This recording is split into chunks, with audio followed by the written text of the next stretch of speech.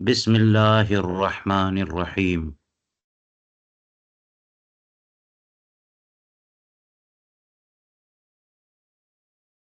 در مختار میں کتاب الحضر والاباحت سے لباس کا بیان چل رہا ہے۔ متن کل کے درس میں گزرا،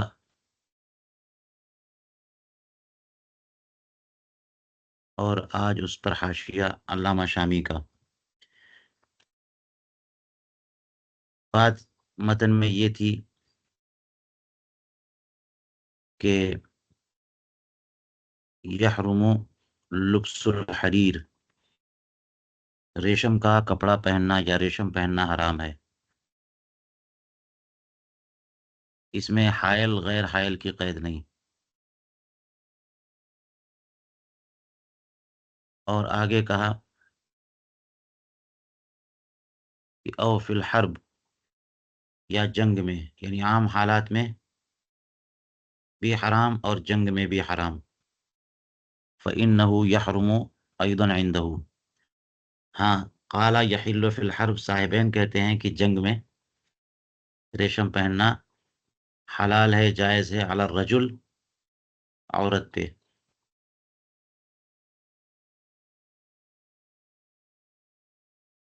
مرد پر۔ تو یہ اوپر جو ہے کہ ریشم پہننا حرام ہے، جنگ میں بھی، عام حالات میں بھی حرام کس پر ہے؟ مرد پر۔ للمرأتی، عورت پہ حرام نہیں ہے۔ مرد پر ریشم پہننا حرام، عورت پہ ریشم پہننا حرام نہیں، جیسے کہ زیب و زینت اور زیورات، سونے چاندی کے، یہ مرد پر حرام ہے اور عورت پر حرام نہیں۔ تو بیچ میں یہ کہہ دیا وقال یحل فی الحرب، صاحبین یہ کہتے ہیں کہ جنگ میں ریشم پہننا حلال ہے، اور امام صاحب اس کے بھی حرمت کے قائل ہیں۔ استثناء یہاں کر دیا الا قدر اربع اصابع، مگر 4 انگلیوں کی مقدار، یعنی قلیل اس میں حلال ہے اور کثیر حلال نہیں ہے۔ تو 4 انگلیوں کی مقدار ریشم اگر کپڑے پہ لگا ہوا ہے، اس کا گوٹ ہو یا نقش و نگار ہو، تو یہ جائز ہے۔ یعنی مرد بھی ایسا کپڑا پہن سکتا ہے جس میں 4 انگل یا اس سے کم 2-3 انگل ریشم کا استعمال ہوا ہو۔ کا اعلیٰ الثوب، جیسے کہ کپڑے کے نقش و نگار ہوتے ہیں، اور یہ مضمومتاً 4 انگل ملا کر کے، الگ الگ ہوں تو اس سے زیادہ بھی ہو جائیں کوئی حرج نہیں۔ اس پر دیکھیے کل کا درس ہم نے یہاں روکا تھا، اس کے آگے کہتے ہیں قولو وقال یحل، یحمل نہیں یحل، اوپر دیکھیے متن میں کیا ہے، یحل فی الحرب، کہ ریشم پہننا جنگ میں حلال ہے، صاحبین کہتے ہیں، تو وہی یحل فی الحرب ای لو صفیقا یحصل به اتقاء العدو کما یاتی، یعنی اگرچہ ریشم گف ہو کہ جس سے دشمن پر روب طاری ہو، دشمن ڈرے، اتقاء العدو حاصل ہو، دشمن جس کی وجہ سے ڈرے، جیسا کہ آگے اس کے بارے میں آتا ہے۔ تو صفیق کا معنی ہوتا ہے گف، یعنی بیچ میں تقلقل نہ ہو، اور صفیق کا معنی سمجھ میں یہ آتا ہے کہ یہاں وہ کپڑا جس کا تانا بانا دونوں جو ہے ریشم ہو، جیسا کہ آگے وضاحت کرتے ہیں۔ صفیق تو جو ہے نا گف کپڑے کو کہتے ہیں، موٹا کپڑا بالکل گف ہو۔ بعض وہ کپڑے ہوتے ہیں جو بہت ہلکے ہوتے ہیں، کہ ان کے دھاگے کم ہوتے ہیں، اور جن بعض میں کپڑے بہت دھاگے بہت زیادہ استعمال کیے جاتے ہیں تو وہ گف ہو جاتے ہیں، کثیف ہو جاتے ہیں۔ تو یہی کہہ رہے ہیں کہ ریشم پہننا حالت جنگ میں یہ حلال ہے اگرچہ گف ہوں۔ مقصد یہ ہے کہ دشمن پر اس کے ذریعے روب طاری کیا جائے، اب روب تاری کرنے کا مطلب یہ ہو سکتا ہے کہ وہ دیکھتے ہی سمجھیں کہ یہ لوگ جب اتنا اعلیٰ قسم کا کپڑا پہنتے ہیں تو فن حرب و ضرب میں بھی بہت اعلیٰ ہوں گے. تو اعلیٰ کپڑا، اعلیٰ درجے کا پہناوا دیکھ کر دیکھنے والے پر روب طاری تو ہوتا ہے، تأثر ہوتا ہے. جی، تو اس لیے روب، دشمن پر روب طاری کرنے کے لیے بہت سارے کام کرنے جنگ میں جائز ہو جاتے ہیں. جی، آگے کہتے ہیں والخلاف فیما لحمته حریر و سداہ، اما ما لحمته فقط حریر او سداہ حریر فقط یباح لبسه حالت الحرب بالاجماع. یہ جو اختلاف ہے صاحبین کا اور امام کا، یہ اس صورت میں ہے جبکہ لحمہ اور سودا دونوں کے دونوں جو ہے وہ حریر ہوں، یعنی بانا بھی ریشم کا اور تانا بھی ریشم کا. اما ما لحمتہ، رہا وہ کپڑا کہ جس کا بانا تو ریشم ہو صرف، او سودا ہو حریر، یا پھر صرف تانا ریشم ہو، تو حالت جنگ میں اس کا پہننا بالاجماع حلال ہے. اجماع سے مراد ہمارے ائمہ ثلاثہ، جیسا کہ تاتار خانیہ میں ہے، اور اس کی تفصیل آگے بھی آتی ہے. یہ لحمہ اور سدا، اس کا معنی ہوتا ہے بانا، اور سدا تانا. کپڑے تو دو طرح کے دھاگوں سے بنتے ہیں نا. دو طرح کا دھاگا مطلب دو، ایک لمبا لمبا دھاگا ہوتا ہے، ایسے بہت سارے دھاگے بچھا دیے جاتے ہیں، تو یہ تانا ہو گیا. اور اب پاور لوم ہو یا جو بھی کپڑا بننے کا آلہ ہو، اس کو بالکل تان دیا جائے، سیٹ کر دیا جائے، اس کے بعد پھر بانا آتا ہے، یعنی ادھر سے سائڈ سے کپڑے آتے جاتے ہیں. تو یہ جو بانا ہوتا ہے یہی تانے کو کپڑا بناتا ہے. دونوں طرف سے کپڑے، دھاگے جب ایک دوسرے سے منضبط ہوں گے تو کپڑا تیار ہوتا جائے گا. یہ ہوتا ہے. اب بانے میں کیا ہوتا ہے کہ بانا یعنی ایک دھاگا جو اب عرض میں چل رہا ہے، وہ جو تانا لمبے لمبے دھاگے بنے ہوئے ہیں، تو اس میں ایک دھاگے کو اوپر جاتا ہے، ایک دھاگے کے نیچے جاتا ہے، ایک دھاگے کے اوپر ایک دھاگے کے نیچے. جیسے سویٹر بنتے ہیں،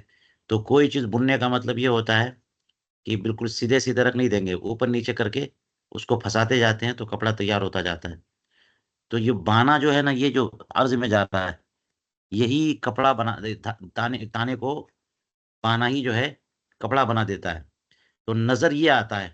یعنی بانا جو ہے یہ دور سے دکھتا یہی ہے، اور تانا تو دبتا جاتا ہے. تو اس لیے کہتے ہیں کہ اعتبار اس میں تانے کا ہے، نہیں تانے کا نہیں، بانے کا ہے، نہ کہ تانے کا. تو اب یہاں پر جو بات کی ہے، یہ تانے اور بانے والی بات آگے آئے گی. یہاں جو بات کی ہے وہ کیا کہا، صفیق. صفیق کا نا کہ اگرچہ کپڑا گف ہو، گف کا مطلب کہ اس کا تانا بانا سب کے سب ریشم ہو، بہت ثقیل قسم کا، موٹا گف قسم کا جو ہے نا کپڑا ریشم ہو، تو بھی جائز ہے حالت جنگ میں پہننا. تو اس سے پتا چلا کہ گف کپڑے ہی میں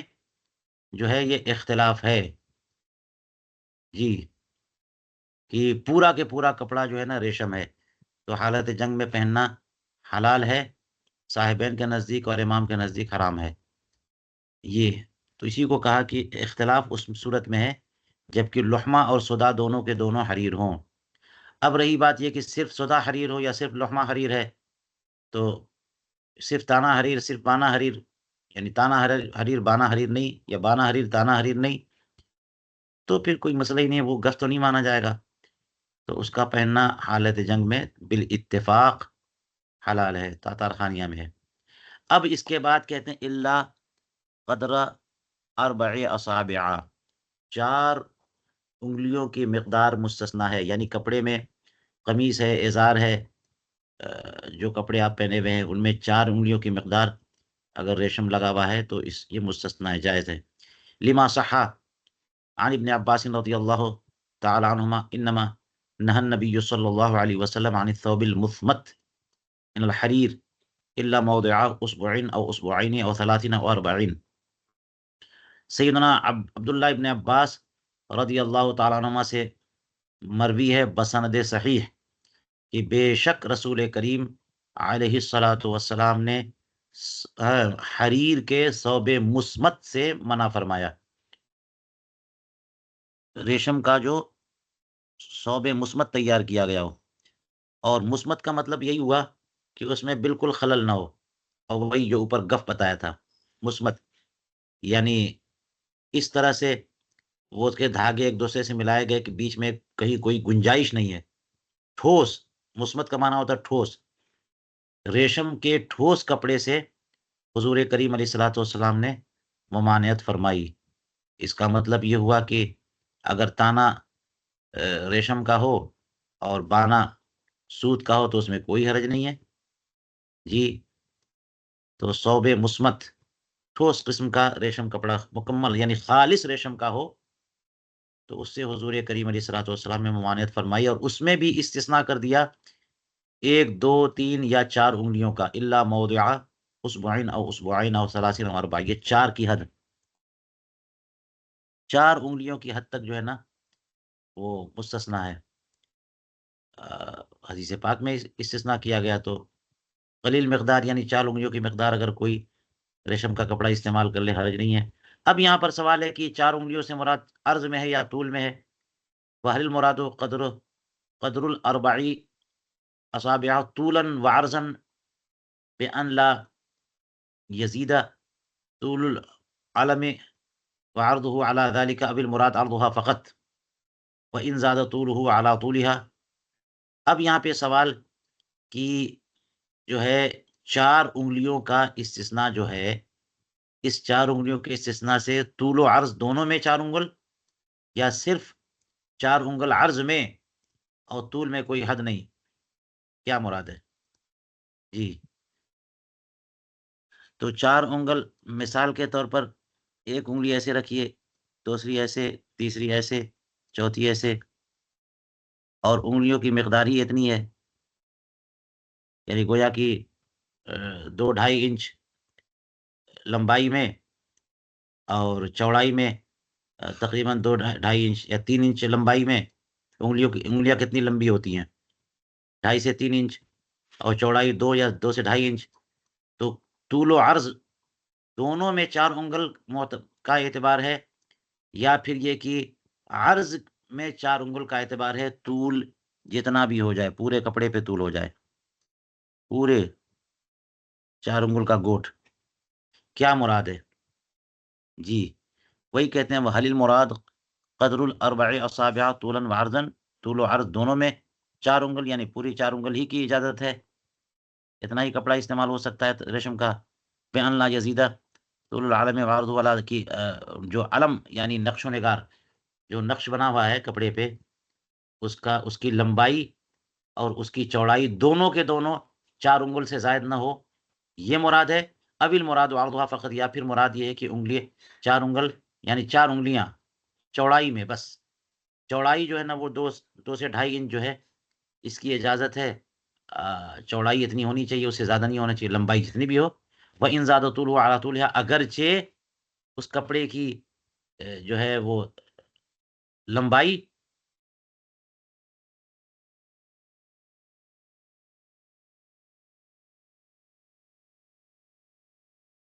جو ہے اس کی لمبائی جو ہے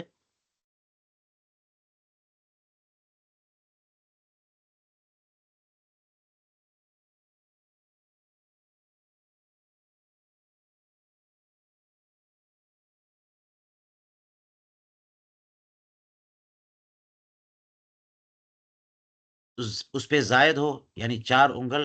یعنی انگلیوں پر زائد، 4 طولہا اے اصابع. وَإِن زَادَ طُولُهُ، اگرچہ علم کی لمبائی یا کپڑے کی لمبائی یا ریشم کی لمبائی اعلیٰ طولہا یا طول الاصابع 4 انگلیوں کی لمبائی سے اس کپڑے کی لمبائی زیادہ ہو، جیسے میں نے نقشہ کر کے بنا دیا کہ پورا کپڑا مثال کے طور پر 2 میٹر کا ہے تو لمبائی 2 میٹر جا رہی ہے، پوری 2 میٹر جا رہی ہے، چوڑائی صرف 4 انگل کی ہے، یہ چوڑائی. تو کیا مراد ہے؟ یہ مراد وہ مراد. سوال کے بعد کہتا ہے المتبادر من کلامہم الثانی، فقہائے کرام کے کلام سے جو متبادر ہے وہ دوسری صورت ہے، یعنی صرف عرض مراد ہے. جو استثناء کیا 4 انگل حریر یعنی ریشم لگا ہو، یعنی صرف عرض میں، طول میں جتنا بھی ہو، عرض میں مراد ہے کہ عرض جو ہے چوڑائی 4 انگل ہے تو اس کی اجازت ہے، چاہے کپڑے کے اوپر ہی سرے سے نیچے کے سرے تک، یا ایک طرف سے دوسرے سرے تک، دوسری طرف انتہا تک ریشم ہی ریشم لگا ہو، ریشم کا گوٹ لگا ہو، تو لمبائی میں کتنا بھی کتنا ہو، جتنا بھی ہو، کوئی حرج نہیں ہے. کہتے ہیں وَيُفِيدُهُ أَيْضًا مَا سَيَأْتِي فِي كَلَامِ الشَّارِحِ عَنِ الْحَاوِي الزَّاهِدِ، اور یہی بات جو ہے ثابت ہوتی، اسی کا افادہ شارح کا وہ کلام کرتا ہے جو عنقریب آ رہا ہے حاوی زاہدی کے حوالے سے، کہ 4 انگل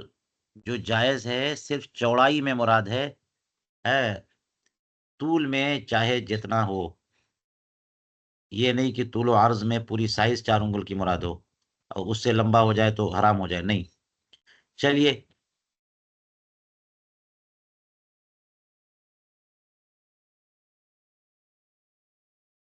فرماتے وعالم الثوب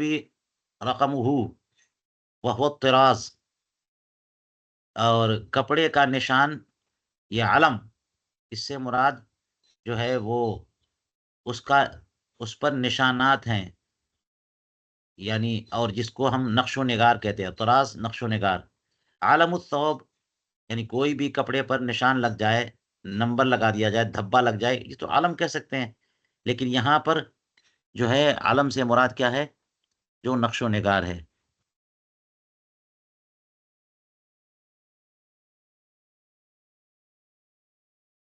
یہ لا یزید طول العالم، عالم الصوب سے مراد جو کپڑے پر نقش و نگار، الطراز کما فی القاموس، یہ عالم سے مراد قاموس میں طراز لکھا ہوا، نقش و نگار. گل بوٹیاں بنائی جاتی ہیں، نقش و نگار بنائے جاتے ہیں، کچھ ڈیزائن بناتے ہیں کپڑے پہ، خاص طور سے جو خواتین کے کپڑے ہوتے ہیں اس میں گل بوٹیاں خوب بنائی جاتے ہیں، اس کو نقش و نگار سے آراستہ کیا جاتا ہے تاکہ اچھا لگے. جی، تو وہی مراد ہے کہ اگر اس طرح کے گل بوٹے اور ڈیزائن وغیرہ بنائی گئی اور 4 انگل کی حد تک ہو تو کوئی حرج نہیں. والمراد بھی ما کان من خالص الحریر نسجا او خیاطتا، اس سے مراد وہ ہے جو خالص حریر ہو. جی، خالص حریر ہو تو وہ بھی حلال ہے. اگر وہ خالص حریر نہیں ہے بلکہ وہی جو میں نے بتایا کہ تانا ریشم ہے، بانا سوت ہے، تو اس میں کوئی حرج نہیں، اس سے زیادہ بھی ہو. جی، تو خالص حریر اگر اس مقدار میں ہے، وہ مراد ہے نسجن او خیاطتن، چاہے بننے میں چاہے سلنے میں، یعنی بننے میں خالص حریر جو ہے وہ اتنا استعمال کیا جائے ایک ساتھ، او خیاطتن یا پھر کپڑا تو پورا کے پورا سوت کا ہے یا اون کا ہے، اس پہ سلائی ریشم کے دھاگے سے ہوئی ہو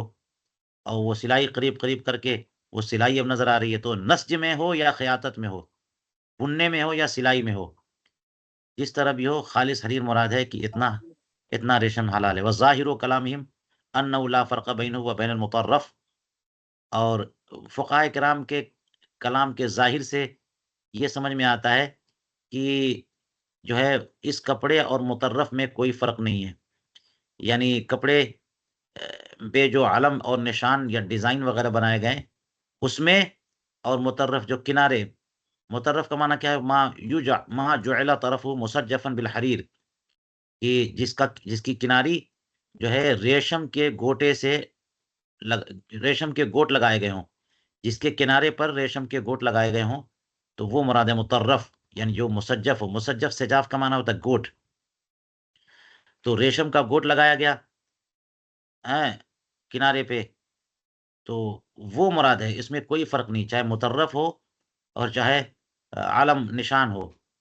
فی انہ یتقید باربع اصابع، اس سلسلے میں کوئی فرق نہیں ہے کہ 4 انگل کی قید ہے جواز میں. جی، چاہے ڈیزائن کپڑے کے اوپر بنا دی گئی یا پھر بالکل کنارے پہ ایک گوٹ لگا دیا گیا. خلافا للشافعیتی حیث قید المطرز بالاربع اصابع،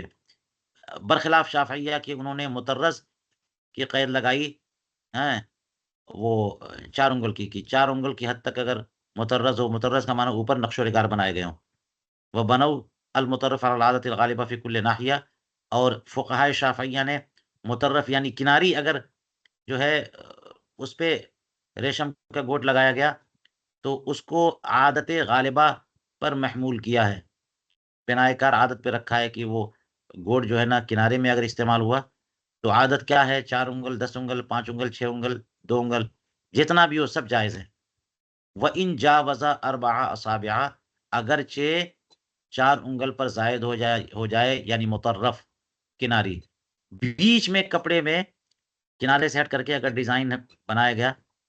تو وہ جو ہے 4 انگل کی حد تک جائز ہے، اس سے زیادہ جائز نہیں. اگر کناری ہے تو کم ہو یا زیادہ ہو جو ہے وہ سب جائز ہے شافعیہ کے نزدیک. جی، اور اوپر تو کہہ چکے ہیں کہ یہ شافعیہ کے نزدیک ہے. ہمارے ہاں کیا ہے کہ وہ معلم اور مطرف میں کوئی فرق نہیں ہے، یا مطرز اور مطرف میں کوئی فرق نہیں ہے، چاہے بیچ میں ڈیزائن ہو یا کنارے گوٹ لگائی گئی. جی، فل مراد بالعالم عندنا ما یشملهما، تو ہمارے نزدیک علم سے مراد جو ہے وہ ہے جو کہ دونوں کو شامل ہو، مطرز اور مطرف دونوں کو، یعنی بیچ میں کپڑے کا ڈیزائن بنایا گیا، ریشم کا ڈیزائن، اور یا پھر یہ کہ کنارے میں گوٹ لگا. دونوں کے بارے میں ہے کہ 4 انگل کی حد تک ہو تو جائز ہے، اس سے زیادہ ہو تو نہیں. فیدخل فی سجاف وما یخیط یا ما یحیط علی اطراف الاکمام، تو اس میں سجاف یعنی گوٹ بھی داخل ہو گیا، اور جو چیز آستینوں کے کنارے سلی جاتی ہے وہی تو گوٹ، جو کنارے گوٹ بناتے ہیں اور اس سے اس کو موٹا کر دیتے ہیں کہ کپڑا خراب نہ ہو، تو وہ بھی اس میں داخل ہے. وما یجعل فی طوق الجبۃ وهو المسمى بالقبہ، مسمى قبہ، اور جو جبے کے طوق یعنی گریبان پہ جو کپڑے یا گوٹ لگاتے ہیں جس کو قبہ کہتے ہیں وہ بھی اس میں شامل ہے. وقد العروۃ والزر، اسی طرح سے بندھن اور بٹن ہے، بندھن اور بٹن یہ سب کے سب جو ہے نا اس میں شامل ہو گئے، سب اس میں شامل ہیں کہ 4 انگل کی حد تک جو ہے نا جائز ہے، اس سے زیادہ جائز نہیں. کما سیاتی، جیسا کہ قریب آتا ہے. ومثلہ فیما یظہر ترۃ التربوش، اور تربوش کا مراد القلنسوا یعنی ٹوپی. تو ترہ کا مراد یہ ہے، تو تربوش کا معنی قلنسوا ہیڈ جو ہوتا ہے ٹوپ، تو اس کا ترہ یعنی ایک وہ حصہ ہے جو گوٹ دار ہوتا ہے،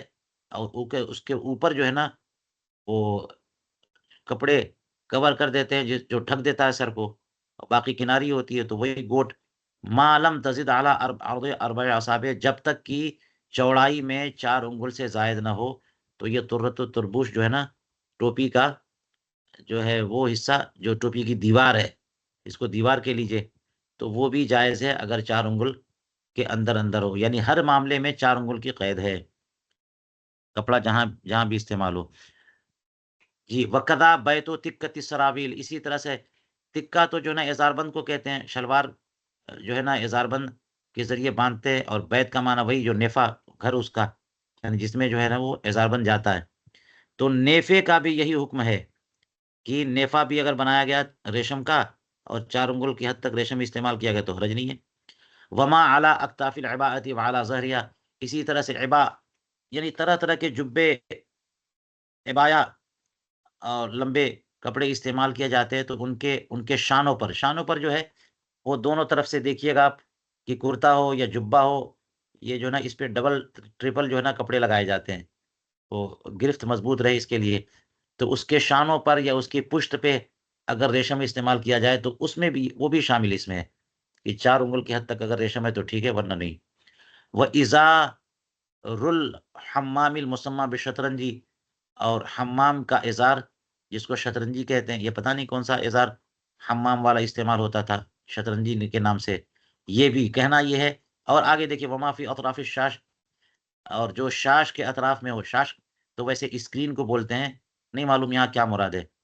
کوئی بھی ہو سکتا ہے شاش سے مراد یہاں پر جو ہے وہ شیشہ ہو، لیکن شاش کا معنی ہوتا ہے اسکرین. تو آئینہ، اسکرین، اس کے اطراف میں جو کپڑے لگائے گئے ہوں ریشم کے، سوا ان کا نہ تطریزن بالعبرت او نسجن، عام ازی کی وہ سوئی کے ذریعے اس پہ نقش و نگار بنا دیا گیا، اور کپڑا تیار ہے، اس کے اوپر سے سوئی کے ذریعے نقش، یہ ریشم کے دھاگوں سے نقش بنا دیا گیا. او نسجن، یا پھر یہ کہ وہ ریشم کے دھاگوں سے اسے بنا گیا ہے، یا پھر یہ کہ سوئی سے اوپر میں نقش و نگار بنائے، جو بھی ہو. وما یورکب فی اطراف العمامۃ المسمى سجقا، اور سجق نامی جو کپڑا حمامہ کے اطراف میں لگا دیا جاتا ہے، ٹانک دیا جاتا ہے، وہ بھی. فجمیع ذلک لا بأس به، یہ سارے کے سارے کپڑے حلال ہے، اس میں کوئی حرج نہیں ہے. اذا کان عرض 4 اصابع، جبکہ 4 انگل کی چوڑائی میں ہو. وان زاد علی طولها، اگرچہ ہے نا وہ 4 انگلیوں کے طول پر زائد ہو، بناء علی ما مر، بنائے کار رکھتے ہوئے اسی پر جو گزرا. حدیث پاک آپ پڑھ چکے. تو جتنے قسم کے بھی کپڑے ہوں، اور یہ علامہ شامی نے دیکھ لیجئے چند قسم کے کپڑے گنائے، ان کے زمانے میں اس قسم کے کپڑے تیار ہوتے ہوں گے کہ گوٹ یا نقش و نگار یا شانے پہ یا کالر یا پھر ٹوپی کی دیوار یا اس قسم کی چیزیں جو ہے نا وہ ریشم کی بنائی جاتی ہوں گی، یا نیفا اس کو مضبوط کرنے کے لیے ریشم کا استعمال کیا گیا ہو اس طرح سے. تو اگر یہ 4 انگل کی حد تک ہوں تو سب کے سب جائز ہیں، اس سے زائد ہو تو جائز نہیں ہے. جی. ومثلہ لو رقع الثوب بقطعۃ دیباج، اسی طرح سے اگر کپڑے کو جو ہے دیباج کے ٹکڑے سے پیوند کاری کی گئی، کپڑے کی، کپڑا کبھی کبھی بیچ میں سے کنارے سے کہیں سے پھٹ گیا یا خراب ہو گیا، تو اب اس پہ پیوند لگاتے ہیں، تو پیوند میں ریشم لگا دیا، دیبا لگا دیا، دیباج. تو اس کا بھی حکم یہی ہے کہ اگر 4 انگل تک کاپ کی پیوند کاری ہوئی تو کوئی حرج نہیں ہے، اس سے کم تو کوئی حرج نہیں، اس سے زیادہ تو پھر حرج ہے. بخلاف ما لو جعلها حشوا، برخلاف اس کے کہ اگر یہ جو ہے اس کو یعنی ریشم کو یا دیباج کے ٹکڑے کو حشو بنا دیا. حشو کا مطلب ہوتا ہے کہ 2 کپڑوں کے بیچ میں اس کو بھر دیا، بھرائی اس سے کی، جیسے لحاف ہوتا ہے کہ 2 کپڑے ہیں، ان کا غلاف بنایا گیا تہ بتہ رکھ کر کے اور بیچ میں روئی بھر دی گئی. تو حشو کا معنی ہوتا ہے اس میں کی بھرائی جو ہے وہ اگر کی گئی ہو. تو اگر بھرائی ریشم کی ہو تو اس میں کوئی حد نہیں ہے، سب جائز ہے. یعنی ریشم کی کتنی بھی مقدار استعمال کر لی جائے، یہ سب جائز ہے، 4 انگل کی حد نہیں ہے. جی. تو کپڑا ریشم کا اگر اوپر استعمال کیا گیا، چاہے گوٹ میں یا کناری میں یا ڈیزائن میں، کالر میں، کہیں پر بھی 4 انگل کی حد تک جائز ہے، اس سے زیادہ جائز نہیں. ہاں اگر حشو کے طور پر استعمال کر لیا گیا، یعنی ریشم کو بھر دیا گیا اندر، صدری ہے مثال کے طور پر، کوٹ ہے،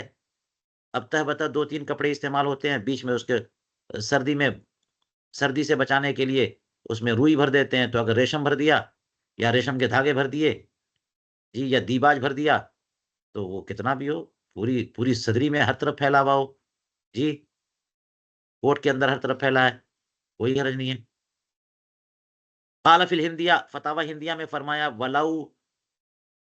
جعل القز حشوا للقباء فلا بأس به لأنه طبعا. دیکھیے حشو ہو تو جائز ہے. فتاوی ہندیہ میں کیا ہے کہ اگر قز کو قبا کا حشو بنا دیا جائے، یعنی قبا میں بھر دے، تو اس میں کوئی حرج نہیں ہے، کیونکہ یہ تو تابع مانا جاتا ہے. قز کہتے ہیں وہی ریشم جو ہے اصل میں ریشم کے کیڑے جو ہے وہ ریشم بناتے ہیں، تو اس سے پہلے وہ ایک خول تیار کرتے ہیں، اسی کو قز کہتے ہیں، جس سے ریشم بنتا ہے. تو قز وہی ہے جس سے ریشم بنے، اور ریشم یا قز تیار ہوتا ہے، قز دود القز، ریشم کے کیڑوں سے، وہ اپنے منہ سے نکالتے جاتے ہیں، اور جو باریک باریک دھاگے نکالتے ہیں اس کا خول بن جاتا ہے. پھر اسی کو پکا کر کے گرم کر کے وہ کیڑے مر جاتے ہیں، تو وہ قز جو ہے اس کو الگ الگ کیا جاتا ہے، تو وہ دھاگے مل جاتے، تیار ہو جاتے ہیں. تو اگر اسی قز کو کسی قبا میں کے اندر بھر دیا جائے تو اس میں کوئی حرج نہیں ہے، کیونکہ حشو جو ہے وہ تو تابع ہوتا ہے، اور تابع کا اعتبار نہیں ہے، اصل کا اعتبار ہے. جی. ولو جعلت زہارته او بطانته زہارته و بطانته فهو مکروہ، اور اگر قز جو ہے وہ قبا کا اوپری حصہ یا اندرونی حصہ، یعنی بیرونی کپڑا جو ہے نا اس کے طور پر وہ ریشم استعمال کیا جائے، یا استر نیچے بتانا جو اندر استر کے طور پہ جو کپڑا استعمال ہوا ہے، اس استر کے طور پر اگر قز کو یعنی ریشم کو استعمال کیا جائے تو یہ مکروہ ہے، یہ جائز نہیں ہے، کیونکہ بتانا اور زہارا جو ہے یعنی اوپری کپڑا اور اندرونی استر یہ دونوں تو پہنے جاتے ہیں، اس کو تو یہ تو ملبوس ہیں، یہ تو مقصود ہوتے ہیں، لأن کلیہما مقصود، اس لیے کہ زہارا اور بتانا اوپری کپڑا اور استر یہ دونوں کے دونوں مقصود ہوتے ہیں، انہی کو پہنا جائے، اوپر کا کپڑا دکھتا ہے، اندر کا کپڑا جو ہے نا وہ گرمی اور حرارت سے بچاتا ہے، بدن سے ٹچ ہوتا ہے، تو یہ دونوں مقصود ہوتے ہیں، ان دونوں میں اگر کوئی حریر ہے تو حرام، اور ان دونوں کے بیچ میں جو بھرائی ہے وہ اگر جو ہے ریشم کی بھرائی کر دی گئی تو اس میں کوئی حرج نہیں، قضا فی محیط السرخسی۔ کہتے ہیں وہ فی شرح القدور عن ابی یوسف، امام ابو یوسف رضی اللہ تعالیٰ عنہ سے شرح قدوری میں ایک روایت ہے کہ فرماتے ہیں کہ اکرہ بطائن القلانس من ابریشم، کہ امام ابو یوسف رضی اللہ عنہ فرماتے ہیں کہ ریشم ٹوپیوں کے جو استر ہیں وہ اگر ریشم کے ہوں تو اسے بھی میں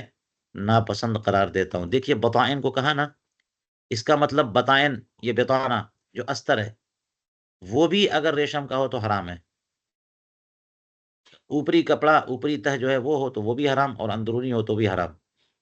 وعلیہ فلو کانت قبۃ الجبۃ اکثر من عرض اربع اصابع كما هو العادة في زماننا فقيط فوقها قطعة كرباس يجوز لبسها لأن الحرير صار حشوا۔ اب اس سے یہ بات تو سمجھ میں آئی کہ اگر یہ ریشم جو ہے یہ اس کا استر کے طور پہ اس کو استعمال نہیں کیا گیا بلکہ اس کو اندر بھرائی کے طور پہ استعمال کیا گیا تو وہ مقصود نہیں ہوتا بلکہ وہ تابع ہوتا ہے، مقصود اندرونی کپڑا ہوتا ہے یا بیرونی کپڑا، تو ایسے میں ریشم چاہے جتنا بھی استعمال کر لیں اندر بھر دیں کوئی حرج نہیں۔ تو اسی بنیاد پہ کہتے ہیں کہ اگر جبے کا قبہ تو گنبد کو کہتے ہیں، اب پتہ نہیں جبہ کس طرح کا تیار ہوتا کہ اوپری حصہ جو ہے وہ اس کو قبہ کہتے تھے، تو جبے کا جو اوپری حصہ ہے وہ 4 انگل سے زائد ہو سکتا ہے قبہ سے مراد کالر ہو ہیں، یا قبے سے مراد جو ہے نا وہ ایسا ہیٹ یا ٹوپا ہے جو جبے سے لگا ہوا ہے اور اوپر سر پہ وہ رہتا ہے، تو بہرحال جبے کا اوپری حصہ اگر 4 انگل سے زائد ہے، جیسا کہ ہمارے زمانے میں یہ چلتا ہے، علامہ شامی کہہ رہے ہیں جی، فخیط فوقہا قطعۃ کرباس، تو اس کے اوپر کرباس یعنی خالص کپڑا جو ہے وہ اس کا ٹکڑا سل دیا گیا تو یہ جوز لبسہا، تو ایسا کپڑا پہننا بالکل جائز ہے، اس لیے کہ جو حریر اس میں استعمال ہوا وہ تو حشو ہو گیا، یعنی پہلے ایک تہ تھی جو استر کے طور پہ استعمال ہوئی، اس کے اوپر جو ہے وہ 4 انگل سے زیادہ کا ریشم استعمال ہوا، اور اس کے اوپر ایک سادہ سا کپڑا سل دیا گیا، تو اندرونی کپڑے اور بیرونی کپڑوں نے بیچ والے حریر کو جو ہے وہ حشو بنا دیا کہ وہ ایک بھرائی کے طور پہ استعمال ہوا، تو اس لیے اس کا پہننا جائز ہوگا، لأن الحریر صار حشوا، کیونکہ حریر جو ہے وہ حشو ہو گیا، وہ بھرائی بن گئی، تو اب بھرائی کا اعتبار ہوتا نہیں ہے۔ تأمل یہاں پہ کہہ دیا جی، یہاں پہ تأمل کہہ دیا، اس موقع پر جو ہے وہ دیکھنا چاہیے جد الممتار بھی اعلیٰ حضرت کا جو حاشیہ ہے وہ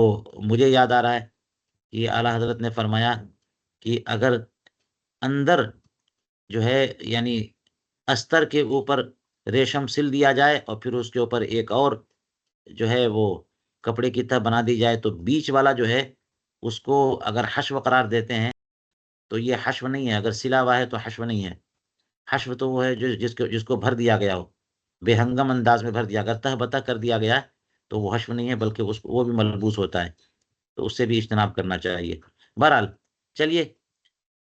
قولوا وظاہر المذہب عدم جمع المتفرق، اوپر متن میں یہ بات آئی تھی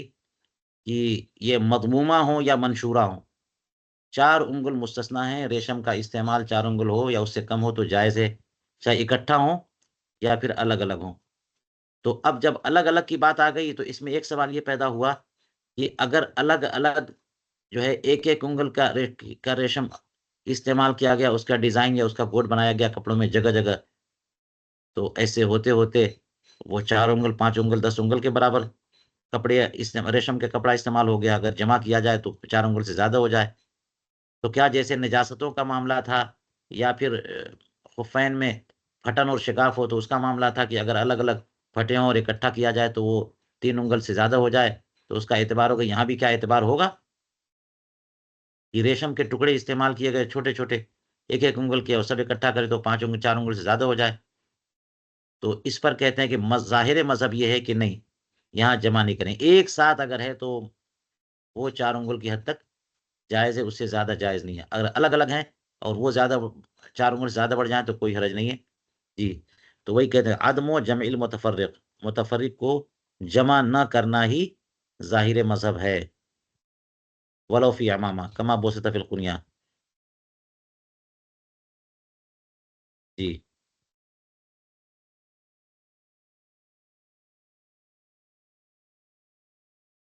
یہ متن میں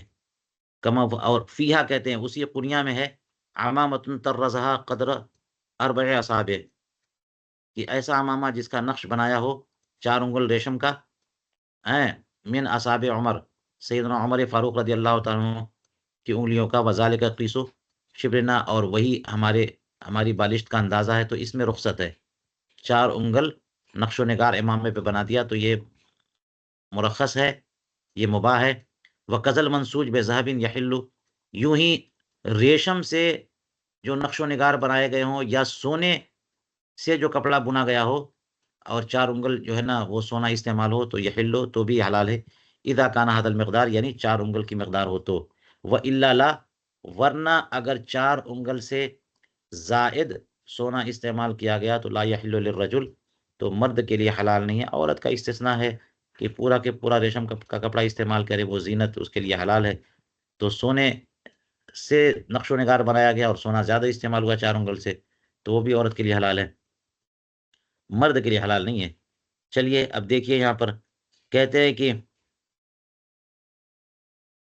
وظاہر المذہب عدم و جمع المتفرق, یہ ظاہر مذہب ہے. الا اذا کان خط منه قصدا وخط منه غیره بحيث یرا كله قزا فلا يجوز كما سيذكره عن حاوی, ومقتضاه حل الثوب منقوش بالحرير تطريزا ونسجا اذا لم تبلغ كل واحدة من نقوش 4 اصابع. فرماتے ہیں کہ عدم جمع متفرق, اگر ریشم 1 انگل کے ڈیزائن جو ہے نا جگہ جگہ استعمال ہوئے تو سب کو جمع کر کے 4 انگل والی مقدار نہیں ملائیں گے. کیا ہے الا اذا کان, مگر یہ کہ صورتحال ایسی ہو کہ ریشم کا ایک خط بنایا گیا ہے وخط منہ غیر, اور ایک دوسرا خط جو ہے غیر ریشم کا, سوت کا یا اون کا, یہ کوئی اور کپڑا جائز کپڑا استعمال کیا گیا, اور پھر ایک اور ریشم, پھر ایک دوسرا کپڑا, پھر ریشم قریب قریب بنایا گیا اس طور پر کہ پورا کے پورا قز ہی نظر آئے. جی کیونکہ ریشم اگر ہوگا غالب نظر آئے, بالکل قریب قریب ہوں تو 1 انگل ریشم اور پھر 1 انگل اور کوئی کپڑا, پھر 1 انگل ریشم, پھر 1 انگل. انگل تو زیادہ میں نے کہہ دیا, اس سے بھی کم باریک باریک جو ہے نا لکیر اس کی بنائی گئی ہو اس طور پر کہ دور سے دیکھے تو اس طرح 1 انگل باریک باریک کر کے 10 اتنا چوڑا بنا دیا گیا کہ وہ 4 انگل سے زیادہ ہے, اور ٹوٹل اگر کریں تو 4 انگل سے کم ہی ریشم اس میں استعمال ہوا, لیکن دیکھنے والے کو پورا کے پورا ریشم کا نظر آئے. وہی کہتے ہیں بحیث یرا کلہ قزا, پورا کے پورا ریشم کا نظر آئے تو پھر یہ نظر آنے کا اعتبار ہے, یہ جائز نہیں ہوگا, جیسا کہ عنقریب حاوی کے حوالے سے بیان کریں گے. اس کا مقتضا یہ ہے کہ حل الثوب المنقوش بالحریر تطریزا ونسجا, کہ وہ کپڑا حلال ہے جس پر ریشم کا نقش و نگار بنا ہو, چاہے تطریز کے طور پر ہو چاہے نسج کے طور پر ہو. تطریز کا معنی اوپر اعلام یا نقش و نگار گل بوٹے بنا دیے گئے, اور نسج کا معنی ہے کہ اصل کپڑے ہی کو ریشم کے دھاگوں سے جو ہے وہ بنا گیا, جبکہ ان میں سے ان نقوش میں سے ہر ایک 4 انگل سے زائد نہ ہوں. جی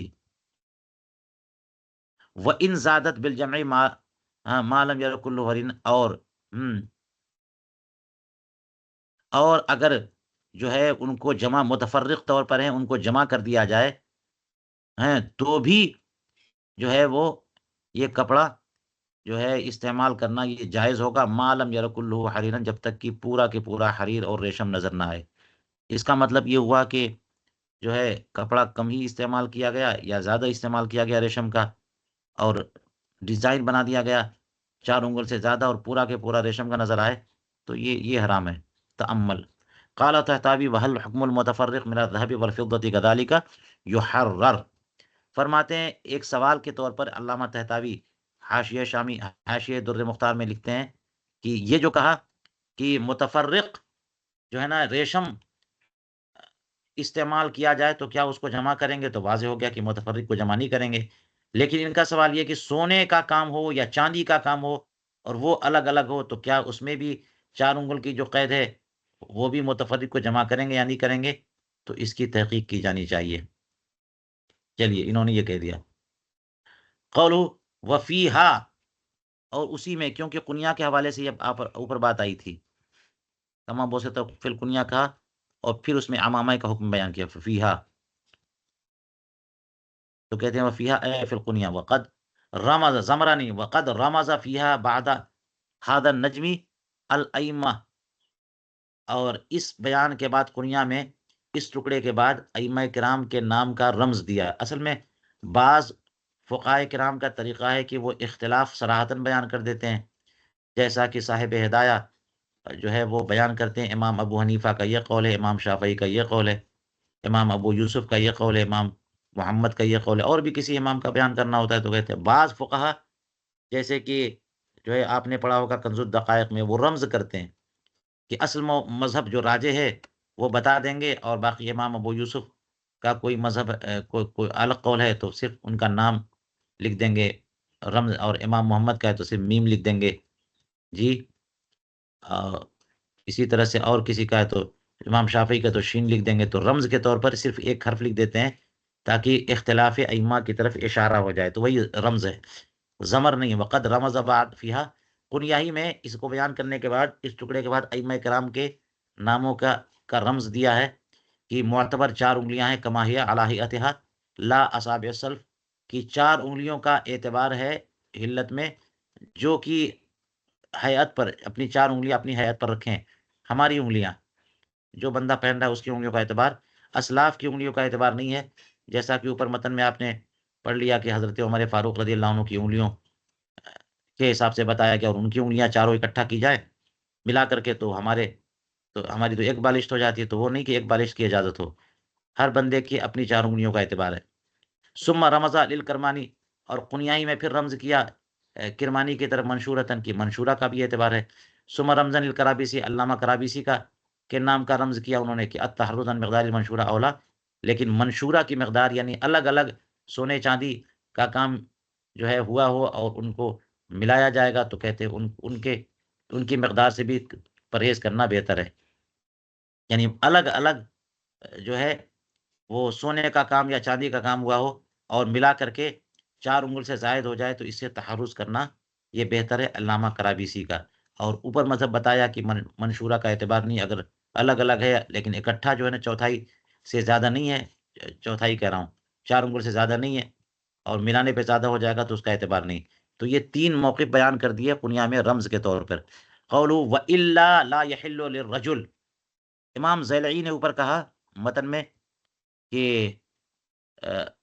سونے کا کام ہے اگر کیا گیا اس مقدار 4 انگل تک، یا ریشم 4 انگل تک، تو یہ جائز ہے، اور اگر یہ کام 4 انگل سے زیادہ ہو تو مردوں کے لیے حلال نہیں ہے، عورتوں کے لیے تو پورا کے پورا حلال ہے۔ چلیے اس پر کیا حاشیہ لگایا، کہتے ہیں کہ عبارت الزیلعی مطلقہ عن التقید بالرجل،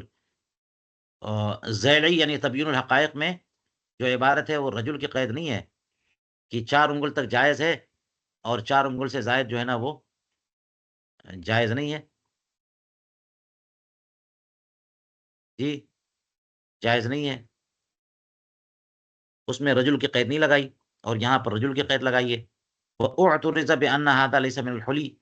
اور اس پر اعتراض کرنے والے نے اعتراض کیا کیا کہ یہ جو ہے نا وہ زیور سے تو نہیں ہے،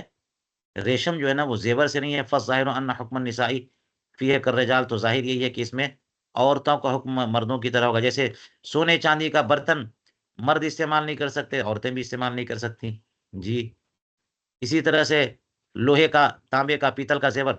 یا پہننے کی کوئی چیز مرد استعمال نہیں کر سکتے تو عورتیں بھی استعمال نہیں کر سکتی۔ زیور کا استثناء ہے، سونے چاندی کا زیور یا کوئی بھی زیور مرد استعمال نہیں کر سکتے، عورتیں استعمال کر سکتی ہیں۔ تو جو چیز زیور کے طور پہ استعمال ہوتی ہے اس میں عورتوں کا استثناء ہوتا ہے، اور جو چیز استعمال ہوتی ہوں زیور کے طور پہ نہیں، وہ اگر مردوں میں حرام تو عورتوں میں بھی حرام، تو اس میں عورتوں کا استثناء نہیں ہے، تو رجل کی قید کیوں ہے یہاں پہ؟ فالظاہر ان حکم النساء فی الرجال، تو ظاہر یہ ہے کہ جو چیزیں زیورات سے نہیں ہیں اس میں عورتوں کو مردوں کی طرح اقول۔ اب یہاں پر یہ کہہ رہے ہیں کہ فیہ نظر، یہ بات محل نظر ہے، لأن الحلیہ کما فی القاموس ما یتزین به، کیونکہ زیور جو ہے، حلیہ کی جمع حلیہ، حلیہ، حلی، یہ تینوں استعمال ہوتا ہے، جیسا کہ قاموس سے ہے، زیور کہتے ہیں کس کو ہیں؟ ما یتزین به، جس سے آدمی اپنے آپ کو آراستہ کرے۔ ولا شک ان الثوب المنسوج بالذهب حلی، اور اس میں کوئی شک نہیں ہے کہ وہ کپڑا جو سونے کے دھاگوں سے سلا گیا ہو یا بنا گیا ہو تو وہ بھی جو ہے زیور ہے، جب اس کو سونے کے دھاگوں سے یا سونے کے تار سے اس کو بنا گیا ہوگا تو وہ زیور تو بنے گا۔ وقدمنا عن الخانیہ ان النساء، اور ہم خانیہ کے حوالے سے پہلے بیان کر چکے کہ ان النساء فيما سوى الحلی من الاكل والشرب والادهان من الذهب والفضة والقعود بمنزلة الرجال، پہلے یہ جملہ آ چکا خانیہ کے حوالے سے کہ عورتوں کا حکم وہی ہے جو مردوں کا ہے، سوى الحلی، زیورات کے علاوہ میں، یعنی کھانا پینا، تیل لگانا، سونے کے برتن سے، چاندی کے برتن سے، یوں ہی بیٹھنے کے معاملے میں عقود نہیں قعود، تو یہ سب طرح کے استعمال جو ہے نا، یہ سب عورتوں اور مردوں کا ایک حکم ہے، بے منزلت الرجال۔ ہاں، زیور کے طور پہ ہو تو زیورات کا استعمال مردوں پر حرام اور عورتوں کے لیے جائز، ولا بأس لہن باللبس الدیباج والحریر والذهب والفضة واللؤلؤ، ہاں عورتوں کو پہننے میں کوئی حرج نہیں ہے، دیباج ہو یا ریشم ہو یا سونا ہو، چاندی ہو، موتی ہو، یہ سب کے سب عورتیں پہن سکتی ہیں کیونکہ یہ زیور ہے، زیور میں وہ مستثنا ہے۔ ہدایہ میں ہے کہ وَيُكْرَهُ أَن يَلْبَسَ الذُّكُورُ مِنَ الصِّبْيَانِ الذَّهَبَ وَالْحَرِيرَ، تو جیسے مردوں پر حرام ہے زیورات کا پہننا، اور اسی طرح سے ریشم کا استعمال تو لڑکوں پر بھی حرام ہے، ذکور چھوٹے چھوٹے بچے جو ابھی مکلف نہیں ہوئے ان کو بھی سونے کا ہار پہنانا یا ریشم کے کپڑے پہنانا یہ سب حرام ہے جی۔ اب یہ جرم جو ہے نا اس کے والدین پر ہوگا، وسیاتی اور عنقریب اس کی تفصیل آتی ہے۔ وفی القنیہ لا بأس بالعلم المنسوج بالذهب للنساء، کنیا میں ہے کہ جو کپڑا، جو نشان یعنی نقش و نگار جو ہے وہ سونے کے تار سے بن کر کے بنایا گیا ہے، تو ایسے ڈیزائن والے کپڑے کو پہننے میں عورتوں کے لیے کوئی حرج نہیں ہے۔ ابھی اوپر بتایا کہ سونے کے دھاگے ہوں یا سونے کے تار ہوں، ان سے اگر بن بن کر کے اس پہ نقش و نگار بنائے گئے تو وہ عورتیں کیونکہ وہ بھی زیور ہو گیا، زیب و زینت مقصود ہے، سونے کا کام کیوں ہوگا؟ زیب و زینت کے لیے ہوگا جی، تو زیور کے طور پہ استعمال ہو گیا، عورتیں مستثنا ہیں، جائز ہے ان کے لیے۔ فاما للرجال، رہا یہ کہ مردوں کے لیے ایسا کپڑا کہتے ہیں فقدر اربع اصابع، تو 4 انگل کی مقدار اگر یہ سونے کا کام ہوا ہے تو وہ جائز ہے، جیسے کہ ریشم جائز ہے 4 انگل کی مقدار یا اس سے کم، وما فوق یکرہ، اور اس سے زائد اگر ہوگا تو یہ پھر ممنوع ہوگا۔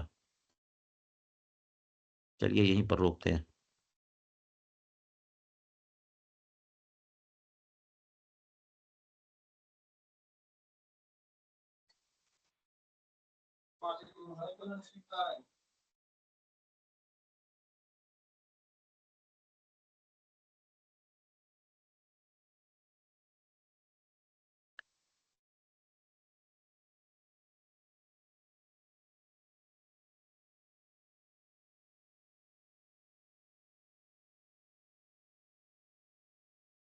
جی